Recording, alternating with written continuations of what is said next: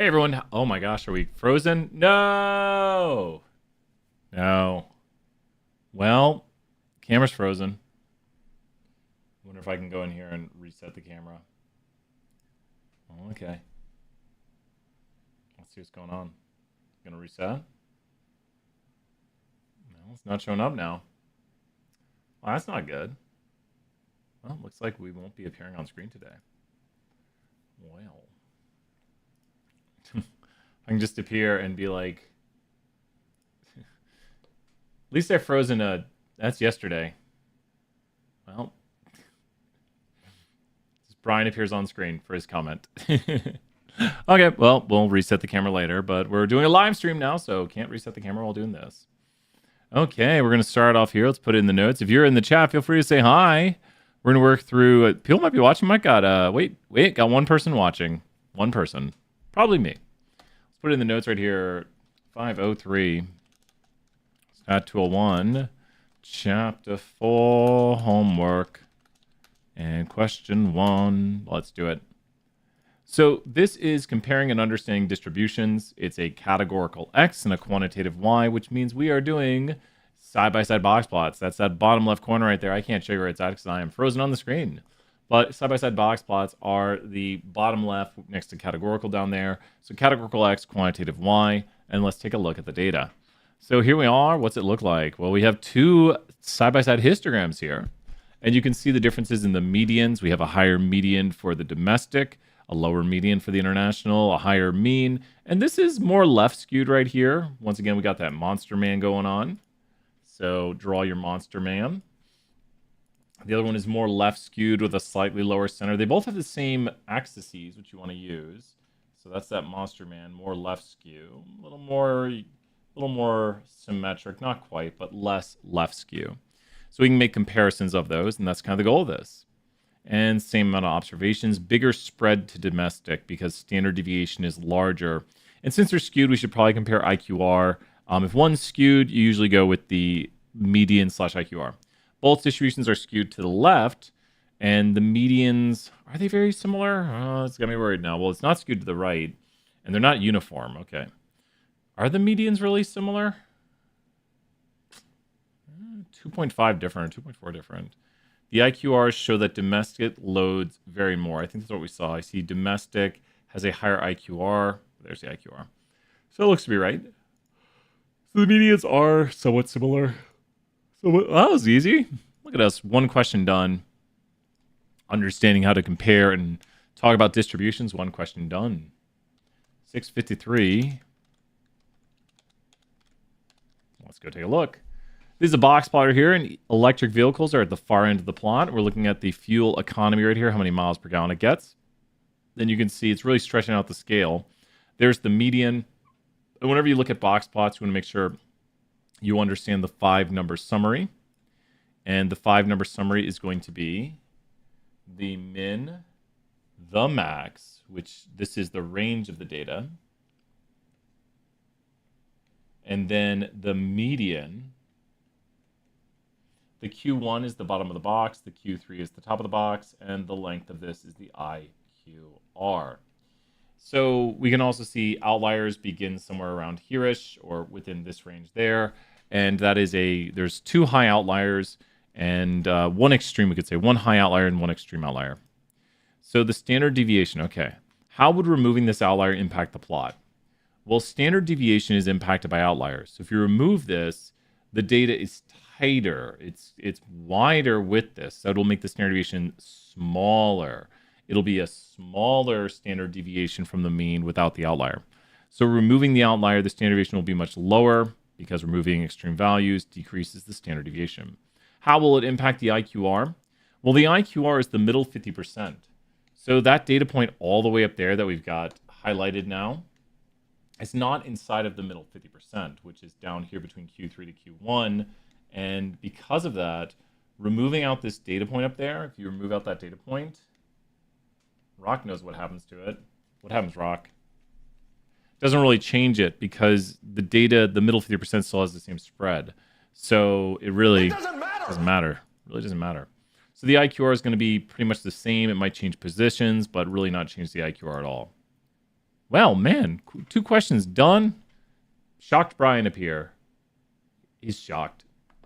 Watch it be frozen tomorrow too. And then we'll just be frozen. Frozen on the screen. Okay. 9. I'm debating getting an energy drink. I might need that. What's up, Joshua? Am I supposed to copy paste the first 100 rows into the random data sheet? Not the first 100. I can do that here next if you want. We'll finish up this homework, and then I could go and show you how to get that random sample. It's like the other random samples. Don't do the first 100. That is a convenience sample. So if you want, I could do that. Do you want me to do that, Joshua? Right after this, we'll finish up this homework here. Have you done the homework yet? I'm frozen right now. I can't move. I can speak but not move. It's an amazing talent of mine. So we're finishing up the homework if you want, and then we can hop over to that. But check it out, the homework right here. You've already done it? Great job. Let's show you some points right here. And then we can take a look at how to get that random sample, kind of like the other assignments. Okay. The accompanying displays below show us the load factors by year. We can compare here. We see some extreme outliers. That's when you see the star. You can see the ones with the greatest range would be like month 4 has a really big range. Month 11, you always have to count the outliers when you think about range. Joshua checking out those points right there. And smallest range would be things like maybe month 7 or month 8. Much smaller ranges right there. Chilling with Millen. So let's see. The load factor is generally the highest in the 6 through 8. So that's going to be June through August. So June through August. And that should do it because the rest of it's going to be true then. Well, that's easy. And then the variability changes by how wide the boxes are. Boxplots show us a lot of things going on right here. We're going through this too quickly. It's too easy. We got to make these more difficult for you. Okay, question number 4. Which of the following is true about boxplots? Boxplots are great for comparing 2 or more groups. And that's when you would make something called like side-by-side boxplots. So that is very, very true. Boxplots can be used in the multiple sense to compare group A versus group B. And you can see group B has a higher median. Values which are displayed by a dot are outliers, and an asterisk is an extreme outlier. True. The center is the median. That is true. Sometimes it can overlap. You get weird box plots where you'll see something like this, and that means the median in Q1 or the median in Q3 are overlapping. The median's always there, and sometimes they'll make it thicker. They'll do that right there to show you that there's an overlap. Good box plots will do that. The center of the box plot is a box that shows the middle half of the data, and that's also true because that is the IQR.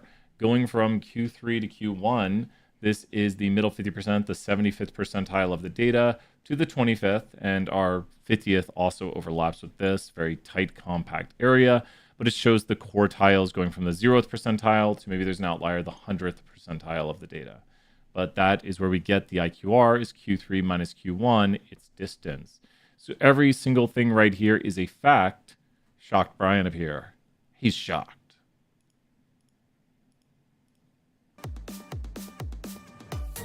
You never know what's going to happen here. Okay, last question. Let's go check out that random sample. So here we are with the last one. Once again, review these. These are good facts. We want to make sure we know these pretty well so we can answer questions on tests and draw things out. Try to answer each of these on your own. The research right here, we're looking at different months, is it again, for load factors. Fun data. And this is actually years 2002 through 2019. And you can see the median is slowly increasing. I think this one has sometimes tricked me. But once again, it's multiple choice. So you shouldn't get it wrong. And you get infinite attempts on the homework. So it's steadily rising right here. Air travel after an extraordinary event. So when was the extraordinary event? Due to blizzards in 2015. It may not be typical. Air travel after an extraordinary event was not typical of the air travel in general. In order to analyze monthly patterns, it might be best to set these data aside. True. Is that just dealing with outliers? Yeah. That's just dealing with outliers right there. Sometimes if something odd happens and it's not really what the data should look like, as in it's something weird, like someone's like, I got $1 million. And you're like, how much do you usually get? And they're like, $10. You're like, okay, well, maybe we'll exclude that and analyze the data with and without outliers. Outliers always require special attention. Joshua, are you still there? We can do the random sample. So I've got here, is this file? We haven't done a random sample here, so I can try to get the random sample here. Now I've ordered the data. Let me reorder it. Are you still here? Let's talk about how to get a random sample. You still here? Awesome. So this is actually one of the random sample sheets. You notice over here we haven't done the random sample. I've also deleted down. Let me put the note in here. wonder if I can undo time to get back to... Go back. I see we're in another sheet. So what I did, and this is Data Analytics 2, so it's a different one. I like how it jumps between my sheets, and I can't even change the one I want to see. I removed down... Let me put the timestamp first.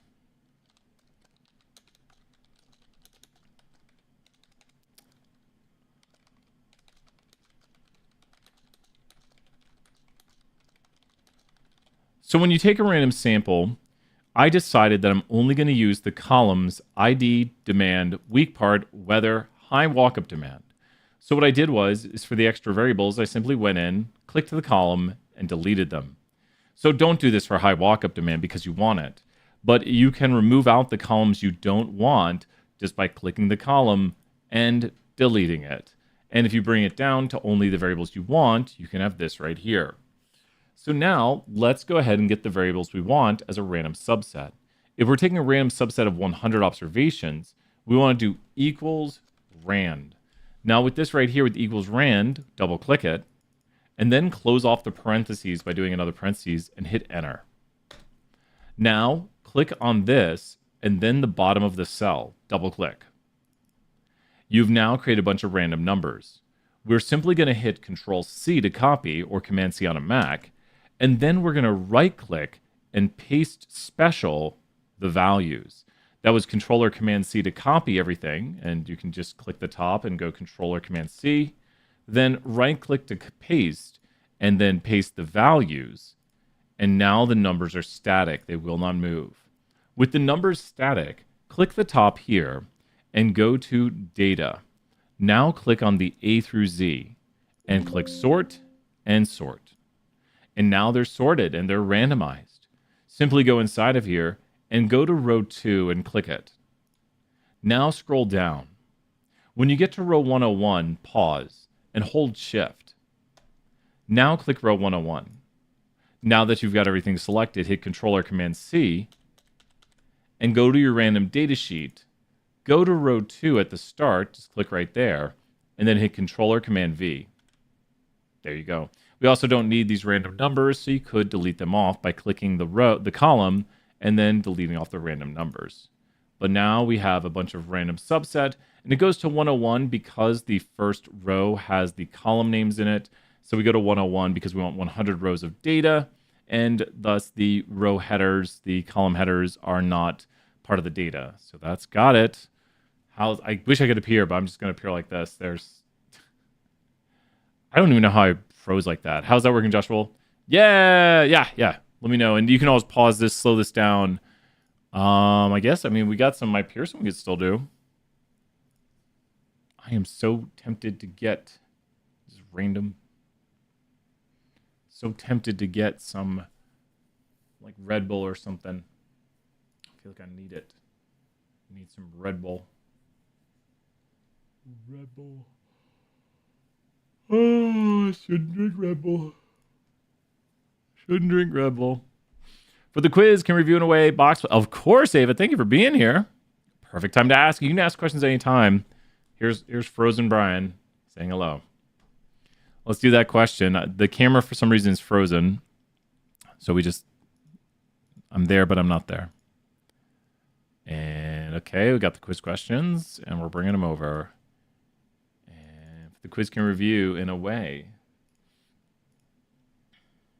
In a way, it's this one right here, I think. Tell me if I get it wrong, and then drop more questions in because we don't have any other questions. Thank you for being here. Okay, so this is Statua 1. Nice job. You can just literally give all the questions. We'll get them all done. You can get 100 and tell people, come to office hours. Get hundreds. Okay, I'm putting in the note. And this is in a way.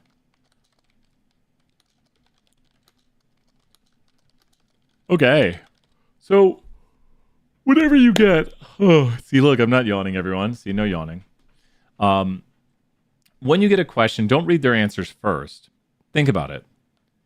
A histogram is a really good way to see the shape. You can tell the monster man right here because if you draw on it, he's got that right skew tail. There's our right skewed monster man. You can also tell it's right skew because of the separation between the min, the Q1, the median starts to get wider, the Q3, and the max. It's a little harder to tell where it is, but these are the 5-number summaries. The min, the max, the Q3, because that's the top of the box, the Q1, and the median. Little harder to tell. So histograms are really good at shape. Box plots show you the 5-number summary. They both describe the data. How could you tell by looking at the box plot where the tallest bars are? It's where the most compact part is. If you look at where the tallest bars are, it's in here, and that's where the most compact part of it is. That's actually 50% of the data because it's the median and below, so it's the most compact line. The tallest bars occur the area in the box plot where the two vertical lines are the closest together. So that tells you the data is most compact there. Explain how the box plot and histogram can indicate skewed.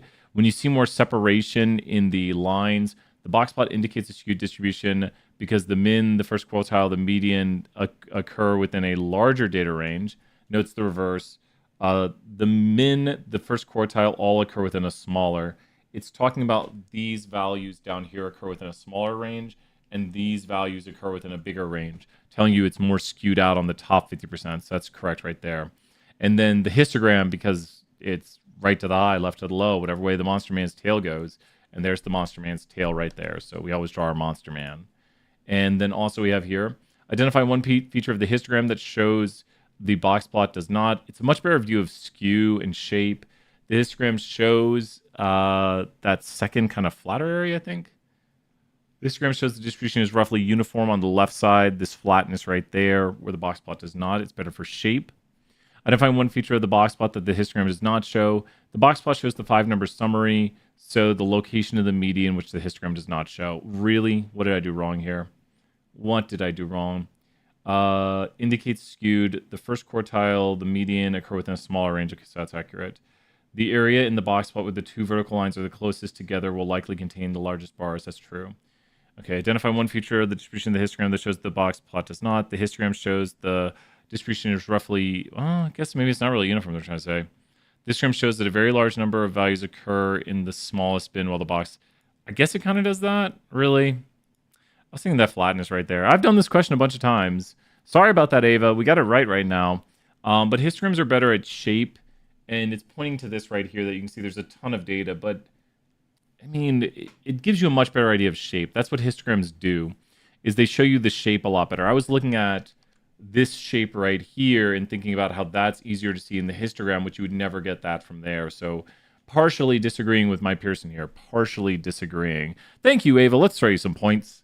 What other questions should we do that Brian should get right here? What other questions? We got one right. So that's a question that's correct now. Drop another question in the chat. We'll do it correctly. This one, I might actually do this one while you come up with one. A lot of students get this one wrong because they think it's really easy. And it's easy, but there's a trick. You can get a harder version of this, and I get a lot of emails from students, so I'm going to do it in case someone emails me because I'll say, check out the video. Okay, so this question gives you the 5-number summary. So, Brian, tell them about it. There, guys, telling you about it. So pretty easy to see when you look at this, the min, the max, the Q3, all this good stuff. Here's the 5-number summary. And you can easily tell the max, the min, the median, and this is the median like for girls and boys respectively, and the Q3 and the Q1. So we could compute like IQR right here for girls is 1.2, IQR for boys is 1.1. Just subtract the numbers, the difference between that number and that number. And you could do ranges also. So which group had the highest score? Clearly girls, and girls had a score of 5.8. Which group had the largest range? Well, girls have the lowest low and the highest high, so subtract the numbers, get 3.6. It's just 5.8 minus 2.2 is 3.6. Which had the largest interquartile range? This one's a little tricky. This is 2.1, and this is 1.1 and 1.2. So it's girls again. That's not girls. And 1.2. And last but not least, well, this is the tough one students make mistakes on. Which group did better on the tests? And we'd go by the median, so the boys typically did better. The median, the boys generally did better because the median is higher for boys. So that's the median right there, 4.9. And then this is where people make mistakes. So boys had an average of 4.8 and girls had an average of 4.2. Sadly, I think we got one of the ones that you can... So bummed. It says to 1 decimal. And I think we'll get it right if we put 4.5. Maybe they changed it. Now, the trick is not to average these because there's more boys than girls. So that's where people make the mistake. I know I averaged it, but the answer is more like 4.52 or something. I wish they did to 2 decimals. Then a lot of students would get it wrong. I don't want you to get it wrong, but you can get versions of this that are harder to get. What I'm saying is, imagine if I have, I say to you, the boys ate 4 slices of pizza and the girls ate 1 slice of pizza. So now you'd be like, well, on average, there was 2.5 slices of pizza eaten. But what if there was 10 boys and 1 girl? Well, then the 10 boys ate 40 slices total, because you'd multiply for how many slices the boys ate, and the girls ate 1 slice for a total of 41. That's not 41. But there'd be a total of 41 slices over 11 people, equaling to about, that's 3.878787 or something. So let's see here, 41 divided by 11. 3.7272727272, because there's more boys than girls. So the same works for this problem. And we lucked out that we got a version that you can solve a lot easier, that you just happen to solve correctly by luck. And that's a bummer about this question, that sometimes it's the easy version. We got the easy one. Since there's 14 boys and the average for the boys is 4.8, we're going to times that for the amount the boys got in points. And the girls had an average of 4.2, and we're going to times those together. So there was a total of 26 people. We just add these 2 numbers. Total of 26. And the total points scored are 14 times 4.8. Total for the boys, 12 times 4.2. Add them up. There's a total of 117.6 points scored. And then we divide by the total people. And we divide by 26. And it's 4.52, which I said it would be about. And that's because there's slightly more boys, so it's a little bit higher than the average of these. If it was exactly 12 boys, 12 girls, it would be 4.5. Due to decimals and stuff like that, this problem can round weird, but this is the exact solve, and I might be sending someone this video. Oh, no! I might be like, here's why it solves out this way. And I could show by trying other examples of it. Like, oh, it's not going to change the question. 4.5. Really? Sometimes it changes it. Oh, wait a minute. Let's reload it. Reload. Wait, is it going to do the same thing every time now? Oh, you see, here it is, but it's the same thing. I'll try to find a different one, and then we'll do another question. Okay, this might do it. There's more boys than girls. Yes. So this one, you might think it would round to 4.9, but it actually rounds down to 4.8. And let's see, we could solve the whole thing, but hopefully show completed, it shows 4.8. See, it changed the question on me. Now it changed the question again. Why is it going to do this?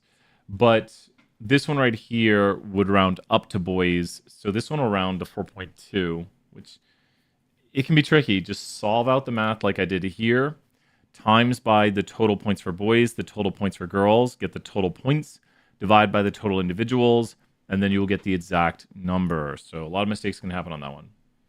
Okay, let me see if I see any other big ones. This one? That was easy. This one uses a terminology we don't say much, so let's do it. A lesser used terminology. A lesser used. Free up space. You've been asking me to do that for a while. Maybe that's why the camera's frozen. Here is a histogram. Here's a histogram. It is very, very, very, very skewed to the right. Right to the high, left to the low, whatever way the Monster Man's tail goes. We get that right every time. And if you're in the chat right now, feel free to drop a question. There's our Monster Man histogram. There he is right there. Monster Man histogram, right to the high skew. So with this in mind right here, what are we saying? What aspect of the distribution makes it difficult to summarize? It's very right skewed right there. So we could actually, most of the data found on the right tail. Distribution is skewed to the right. So most of the data is on the left, excuse me. Most of the data is over here. It is skewed to the right. So most of the data is on the left. It is skewed to the right. Now what you could do is you could re-express this by taking the log of it. If you log data, you bring it in, extreme values are brought in, it becomes more normal. So you could re-express this as log values right there. And that's got that question. You could redo how the data looks. I think, what's another hard one here? Well, Peel asked this one.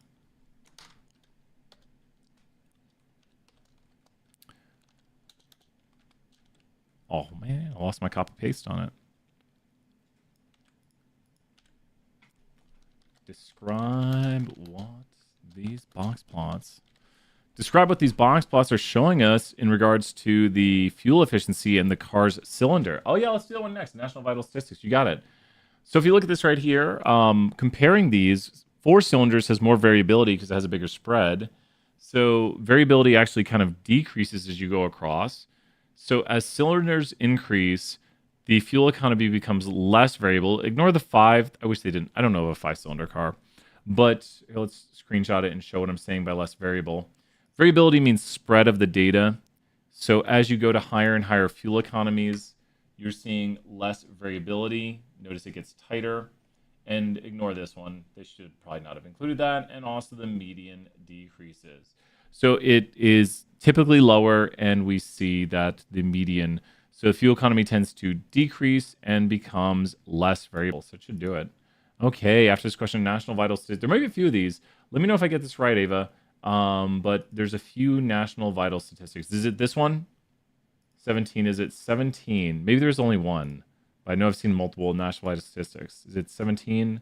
I know I've gone away from it. I might have to pause the video. But it might be that one. I think it's 17. No, let's do it. Okay, National Vital Statistics Report. Okay, thank you for being here, Ava. Every question you ask, I'll throw you points. Points! Big points. If you're in the chat right now, feel free to ask about anything. And a National Vital Statistics Report. Nice. Okay, let's take a look. We've got right here people's age of death, white, black, all this stuff. And here's the data. Can I zoom out? There we go. And you notice they're both skewed to the left. The lower distribution has a little bit more of a second modal area. So when we take a look at this right here, we got left skewed data. And a little bit second of a mode right there. Monster Man. So left skewed data. Second mode, a little bit of a difference right there. So that's going to decrease kind of the center of that distribution. Okay, what we got going on? Describe this data. It is skewed to the left. The white distribution has 1 peak and the black has 3? Maybe. It's definitely... No, it's not symmetric. They're both left skewed. How do they differ? The black distribution has more peaks to it. They both have a similar range. The center is going to be lower. The 3rd is what confused you? Yeah, the 3 sounds weird. I guess they're talking about... I don't know. What are they talking about? That, and that? I think it is 2. I don't like that they said 3 there. That's weird. We don't like weird. The center for the black distribution is less than the center for the white. True. And that's going to be because it's lower, a little bit lower down because of the peak right there. And look carefully at the bars. The interval widths are not constant. If you take a look at this, you've got, this is a 3-year difference. This is a 4-year. That's not even a year. I mean, I guess it's a year if you're nice. But we want the intervals to be constant. So that's better right there. The interval widths are not constant. I think they cover all ages. I think they do. And I think we don't really start it at 0. It says under 1 year. So that's not really starting at 0. The vertical axes do not have the same maximum. Wait, the vertical axes over here.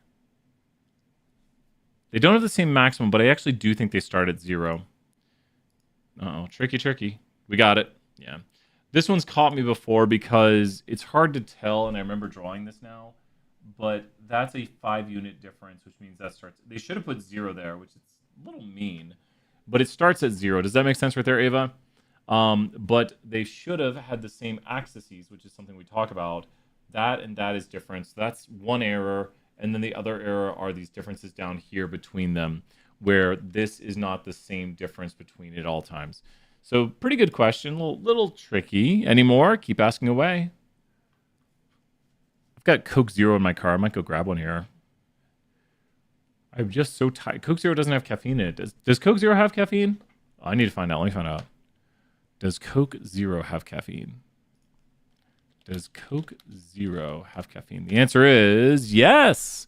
34 milligrams. I think that's half a cup of coffee, but they're the small kind. I'll just chug 2 Coke Zeros.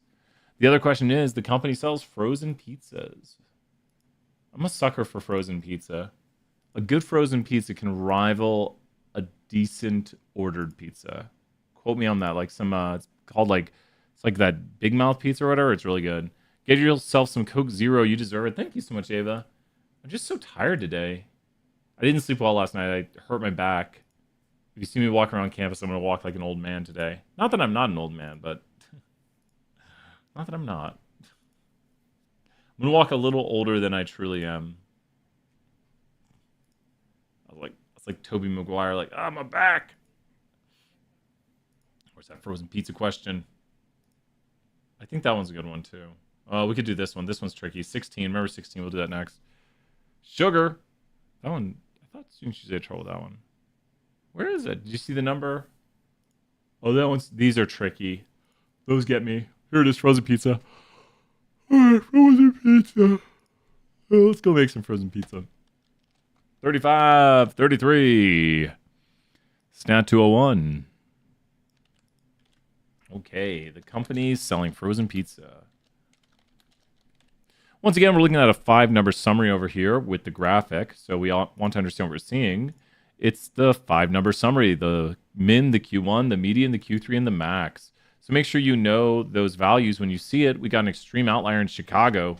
Got some cheap deep dish pizza over here. Chicago deep dish, but I'm a fan of that in New York, which isn't even on the map. So make sure you know we've got the range right here, a big range there. We've got the average or the middle, the median. Kind of, it's usually close to the average when it's more symmetric. A little bit of outlier and skew to all this. Let's go take a look. Do prices appear to be the same? No. Baltimore has a much higher value. No, the prices appear to be both lower on average and more variable in Denver. Higher in Baltimore than the other 3 cities and more variable. Definitely higher, so we're going to go with that. Baltimore's the highest. Does the presence of any outliers affect your conclusion about the overall prices in the markets? This one's got me before I know that. I'm going to go with yes. Baltimore's outliers do increase its range. Chicago, it does bring the average price down. Don't you dare. Really? Really? No. Is it no because the medians? That's what drives me crazy. So what they're getting at right here, let me see if it says it up here. They're talking about the medians, and that they're saying, yeah, because it's higher. What they really need to say, and that one's caught me off guard before. There's Brian appearing on the screen. So they're pointing out that the median is not impacted by outliers. They should say, does the presence of outliers affect your conclusions about the medians? Because it is a true statement that for Chicago, the average price would decrease, which they're not displaying in here. But this one usually gets me off guard because it should be no, the presence of outliers does not impact the medians, which is what Boxplots display. The median is that line right there that I've marked. So definitely I need that Coke Zero to get that energy. But let's do a few more right here. Okay. Oh, gonna walk around like an old man when I get up. Oh my gosh. I got chocolates in my office. I don't want them to melt. Okay, so here we are with the next question. Actually, no, I'm gonna turn off the lights. 1 second.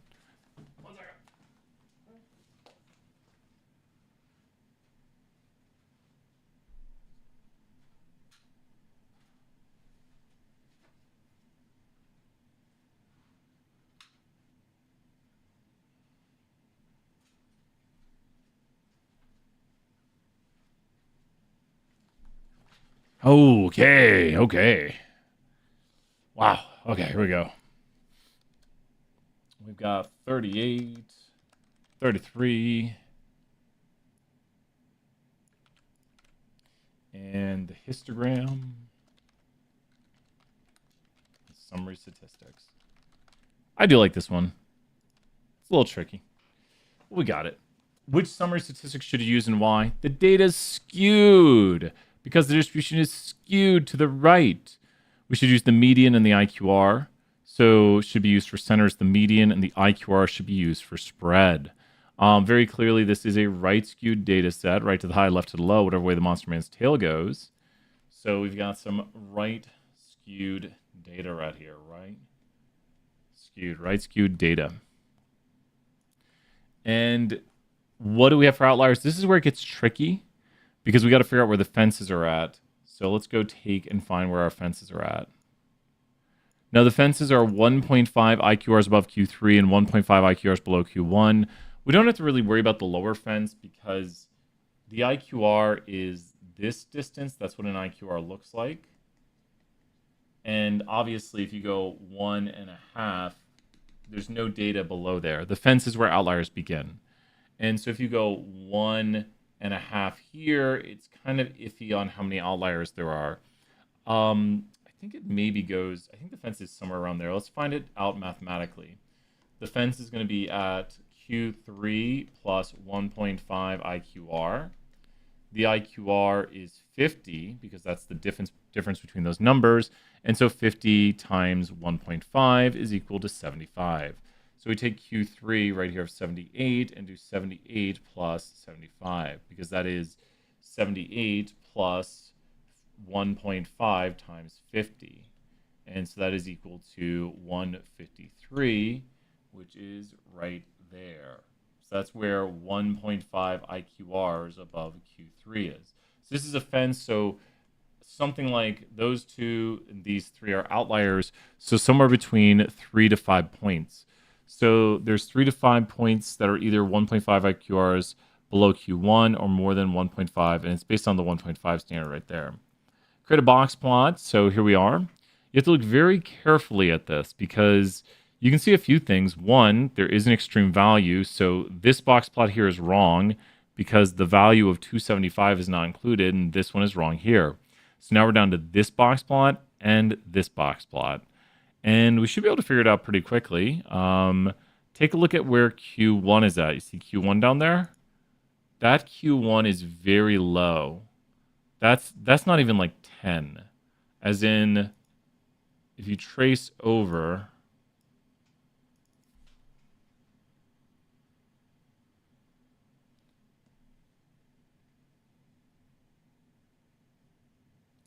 See, that's so low. That's not even 10. And Q1 should be at 28, which is about a third the way up the scale. So if you go and look at the other one with the outlier, it has to be this one. And this makes more sense that that bottom of the box is about at 28. So now, yeah, you see that's about at where 28 would be at. Would be somewhere right about there. So that makes way more sense. So this is the right one. Q1's in the right spot and has the outlier. Describe the shape of it. The distribution of campsites is it's unimodal. It's not uniform. That's flat. Not really bimodal. And skewed to the right, skewed to the high. The center is at approximately wherever the median is at. So 43.5. They're going to go with 44, are they? Sure, why not? Yeah, because we don't want to use the mean. Because of the skew, we're using the median. The distribution of campsites is... This is where I get tricked sometimes. Oh my gosh. I think it's packed tightly with high outliers. It's packed tightly. And the extreme outliers are higher than 153. Check answers. No, really, it's spread out. Subjective things. Subjective. It's tightly packed in here, and then it's spread out across there. It should be like, is compact between 0 to 50, and also 50 to 80, where the vast majority of the data lies, with an outlier or two. But just a thing like that, like subjective. Man, I really need that Coke Zero. We might end here a little bit early. We got Frozen Brian on the screen. My back hurts. I'm running on low caffeine. Ava, you still here? We got to end on a question that we get right? We can do some more. We could do the cereal question. We got this one. We've done these questions so many times, Brian. Don't second guess yourself. You got this, man. You got it, dude. 4353. Sugar is a major component of all things ever. Okay. Sugar is a major ingredient in all breakfast cereals. What is the range of the sugar contents of these cereals? Well, it goes from 2 to 66. That's 64 when you subtract the numbers. The shape of the distribution is bimodal. 2 modes, so it's bimodal. One aspect of breakfast cereals might account for the shape. You really have cereal tends to be either very sugary or very high or low sugar. If they vary greatly, that would just be a longer range. Most cereals have very similar. That would be compact around 1. Are all children's cereals higher in sugar than adult cereals? The answer is yes, because children's cereals have a min here, and adult cereals have a max there. That's just showing you that value. That is not a value in the adult graphic. So the answer is yes. Which group of cereals varies the most in sugar? Well, they both have similar ranges, and you can see the ranges are similar here.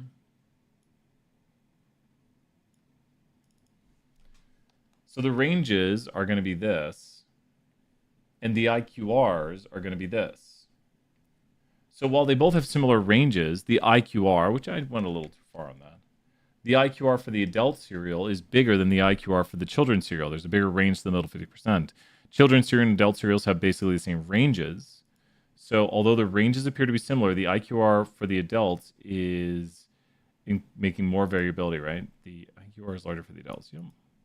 Yeah, there we go. We've done a good bit of these because we restarted this. We've done 1, 2, 3, 4, 5, 6, 7, 8 quiz questions.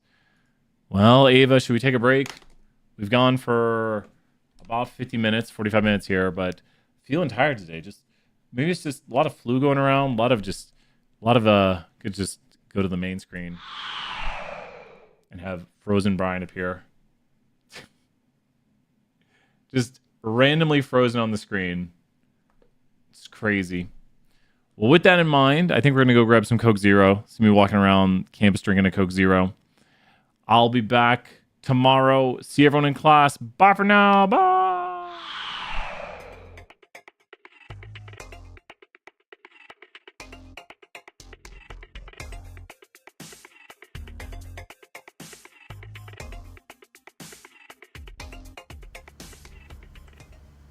Hey, Brian, what's up? Hey, Adam. Oh, what's this?